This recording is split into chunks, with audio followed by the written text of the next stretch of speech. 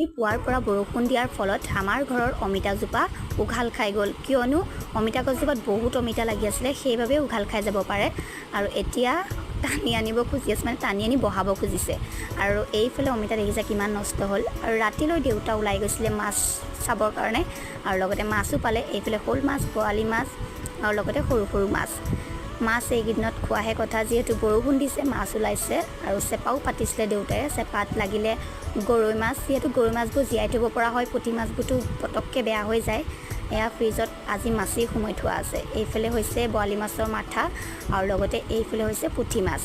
পুঠি মাছ বহুত পাইছিলে, আমি অকলেই খোৱা নাই, বেলেগ মানুহকো দিয়া হৈছে, কিয়নো পুঠি মাছবোৰ বহুত বেছি হৈ গ'লে নষ্ট হৈ যাব। খাব নোৱাৰিলে নষ্ট কৰাতকৈ বেলেগ মানুহকো দিয়াই ভাল। এয়া দেখিছেনে পুঠি মাছ। আৰু ৰাতি সাজতো বনাবলৈ আছেই বৰালি মাছ, আৰু লগতে পুঠি মাছো ভাজিব মায়ে। আমি ভাজি থৈ নিদিওঁ, কিয়নো বেয়া হৈ যায় ভাজি থৈ দিলে।